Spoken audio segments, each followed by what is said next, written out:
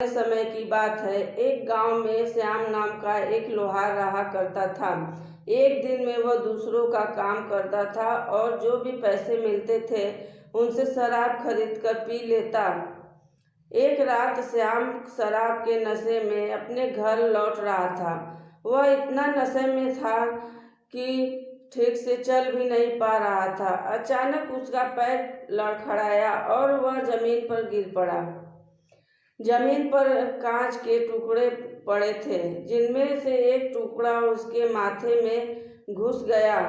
उसके माथे से खून बहने लगा।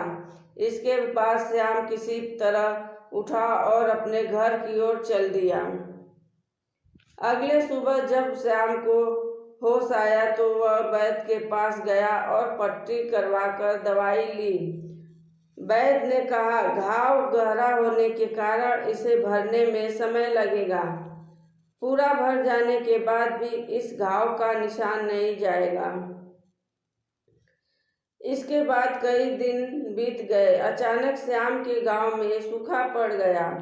सभी लोग गांव छोड़कर जाने लगे। श्याम ने भी गांव छोड़कर जाने का फैसला किया और दूसरे दिन राज्य की तरफ निकल गया। नए राज्य में गया तब वह वहां के राजा के दरबार में पहुंचा। पहुंचने के बाद नौकरी मांगने लगा। वह राजा ने उसके माथे पर चोट का निशान देखा और सोचा, यह जरूर कोई पराक्रमी योद्धा होगा और दुश्मन से लड़ते समय इसके माथे पर चोट लगी होगी। यह सोचकर राजा ने उसे अपने दरबार में एक खास जगह दे दी और उस पर विशेष ध्यान देने लगे। यह देखकर राजा के दरबार में मौजूद राजकुमार, सेनापति और अन्य मंत्री उससे जलने लगे। ऐसा कई दिनों तक चलता रहा। एक दिन शत्रुओं ने राजा के महल पर हमला कर दिया। राजा ने अपनी पूरी सेना को रण के लिए तैयार किया। उसने श्याम से भी रण में जाने के लिए कहा। श्याम जब रण क्षेत्र की तरफ जा रहा था तो राजा ने उससे पूछा कि उसके माथे पर यह चोट किस रण में लगी। इस पर लोहार ने सोचा कि अब वह राजा का भरोसा जीत चुका है और अब अगर वह राजा को सच बता देगा तो कोई समस्या नहीं होगी। यह सोचकर उसने राजा ने कहा, राजन, मैं कोई योद्धा नहीं हूँ, मैं तो एक साधारण सा लोहार हूँ। यह चोट मुझे किसी रण में नहीं बल्कि शराब पीकर गिरने के कारण लगी थी। श्याम की यह बात सुनकर राजा को बहुत गुस्सा आया।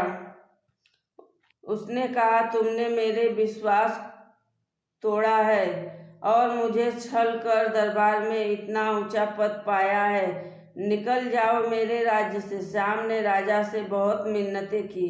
उसने कहा कि अगर उसे मौका मिले तो वह रण में राजा के लिए प्राण भी दे सकता है। राजा ने कहा, तुम चाहे जितने भी वीर और पराक्रमी हो, लेकिन तुम शूरवीरों के कुल से नहीं हो। तुम्हारी हालत शेरों के बीच रहने वाले उस गीदड़ की तरह है जो हाथी से लड़ने की जगह उससे दूर भागने की बात करता है।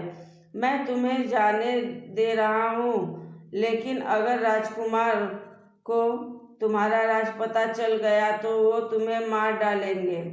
इसलिए कहता हूँ कि अपनी जान बचाओ और भाग जाओ। श्याम ने राजा की बात मानी और तुरंत उस राज्य को छोड़कर चला गया। इस कहानी से आप सीखते हैं, इस कहानी से यह सीख मिलती है कि इंसान की असलियत ज़्यादा दिन तक छुप नहीं सकती। एक न एक दिन राज खुल ही जाता है। हमें उम्मीद है कि आप सभी को कहानी अच्छी लगी होगी। धन्यवाद। सब्सक्राइब करना ना भूलें।